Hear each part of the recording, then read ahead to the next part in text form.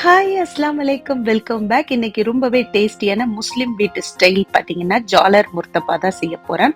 So இது வந்து ரொம்ப ரொம்ப ஈஸியா செஞ்சிடலாம். டேஸ்ட்டும் பார்த்தீங்கன்னா அல்டிமேட்டா இருக்கும்னு சொல்லலாம். இப்போ வாங்க வீடியோக்குள்ள போலாம். சிக்கன் ஜாலர் முர்த்தபா செய்யறதுக்கு ஒரு பேன் எடுத்திருக்கேன். அதுல கொஞ்சமா நான் வந்து கல்லெண்ணெய் தான் ஊத்திக்கிறேன். ஸோ ஒரு பட்டை மட்டும் சேர்த்துக்கலாம். நான் வந்து ஏலக்காய் கிராம்புலாம் சேர்க்க மாட்டேன். ஸோ அதுக்கப்புறம் கொஞ்சம் நிறையாவே வந்து வெங்காயம் நல்லா ஸ்லைஸாக கட் பண்ணி சேர்த்துக்கோங்க. இந்த வெங்காயத்தை வந்து நல்லா வதக்கிக்கலாம். நான் சேர்த்துருக்கிறது பார்த்தீங்கன்னா ஒரு 1/4 கிலோக்கு மேலேயே தான் இருக்கும். கொஞ்சமாக உப்பு சேர்த்துக்கோங்க. அதுக்கப்புறம் இஞ்சி பூண்டு பேஸ்ட்டு ஒரு 1/2 ஸ்பூன் சேர்த்துக்கலாம். ஸோ இது வந்து ரொம்ப வதங்கணும்லாம் தேவையில்ல வெங்காயம். அதுக்கப்புறம் நம்ம ஒரு மீடியம் சைஸ் தக்காளி வந்து கட் பண்ணி சேர்த்துக்கலாம். பச்சை மிளகா பார்த்தீங்கன்னா காரத்துக்கு உங்களுக்கு சேர்த்துக்கோங்க. நான் வந்து ஒரு 3 பச்சை மிளகா கிட்ட சேர்த்துருக்கேன். சிக்கன் பீஸ் பாத்தீங்கன்னா இந்த அளவுக்கு வந்து சின்ன சின்னதா கட் பண்ணி சேர்த்துக்கோங்க. இதே நீங்க பாயில் பண்ணிட்டு சேர்த்தாலும் ரொம்பவே நல்லா இருக்கும். பட் நான் வந்து பாயில் பண்ணாம அப்படியே தான் நான் சேர்க்கிறேன். ஸோ சிக்கன் சேர்த்து நல்லா மிக்ஸ் பண்ணிக்கலாம். இப்போ வந்து கறி மசாலா தூள் நான் வந்து 1 ஸ்பூன் கிட்ட சேர்க்கிறேன். ஸோ 1/4 டீஸ்பூன் பாத்தீங்கன்னா மஞ்சத்தூள் சேர்த்து நல்லா மிக்ஸ் பண்ணிக்கோங்க. இப்ப நல்லா மிக்ஸ் பண்ணதுக்கு அப்புறம் இதுல பாத்தீங்கன்னா கரம் மசாலா தான் ஒரு 1/4 டீஸ்பூன் கிட்ட சேர்க்கிறேன். ஸோ சேர்த்துட்டு இதை அப்படியே நல்லா மிக்ஸ் பண்ணி தண்ணிலாம் எதுவுமே ஊற்றக்கூடாது. நம்ம அப்படியே க்ளோஸ் பண்ணி வச்சிடலாம். இப்போ நம்ம தண்ணி ஊத்தாமல அந்த சிக்கன்ல உள்ள தண்ணி தான் அதுவே வந்து நிறைய வந்துருச்சு. நிறைய பேர் பாத்தீங்கன்னாக்கா சிக்கன்ல வந்து முட்டை சேர்க்க மாட்டாங்க. பட் நான் வந்து சேர்ப்பேன். அதுக்காக வந்து இதுல வந்து ஒரு 2 முட்டை உடைச்சு ஊத்திக்கலாம்.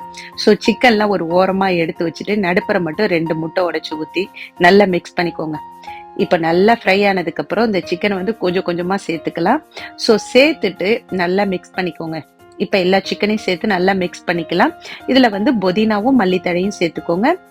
இப்ப லாஸ்டா என்ன சேர்க்க போறேன்னாக்கா பெருஞ்சீரகத்தூள் தான் சேர்க்கிறேன். இதை மட்டும் ஸ்கிப் பண்ணிடாதீங்க. இது சேர்க்கும் போதுதான் அதோட ஃபிளேவர் வந்து ரொம்பவே சூப்பரா இருக்கும். ஸோ சேர்த்துட்டு ஒரு டைம் நல்லா மிக்ஸ் பண்ணி விட்டு இதை தனியா நம்ம எடுத்து வச்சிடலாம். ஸோ இப்ப நமக்கு வந்து ஸ்டஃபிங் ரெடி ஆயிடுச்சு.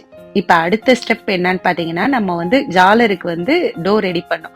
அதுக்கு 2 முட்டை உடைச்சு ஊத்திருக்கேன். உப்பு, அதுக்கப்புறம் ஒரு 1/2 கப் கிட்ட நான் வந்து மைதா சேர்க்கிறேன்.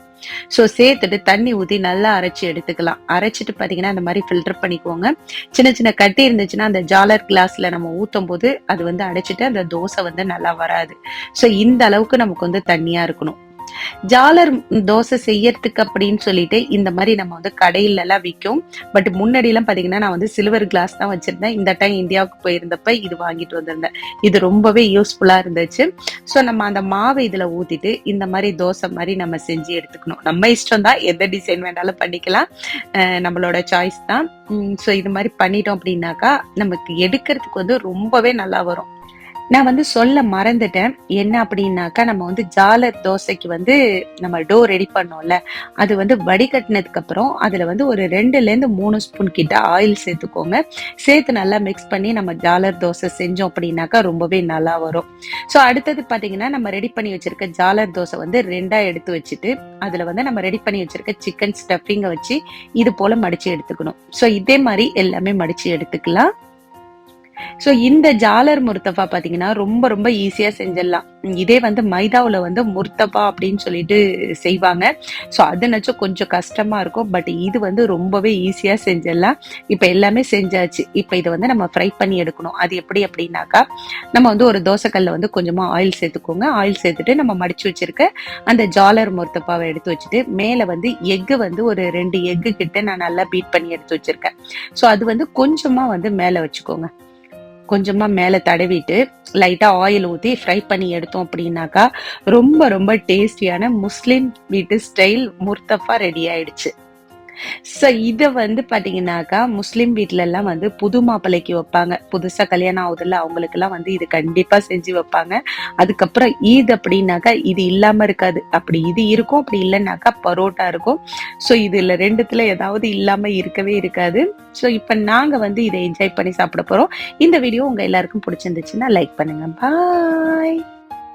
இந்த வீடியோ உங்களுக்கு பிடிச்சிருந்தா லைக் பண்ணுங்க, ஷேர் பண்ணுங்க, சப்ஸ்கிரைப் பண்ணுங்க, மறக்காம பெல் பட்டனை கிளிக் பண்ணுங்க. பை.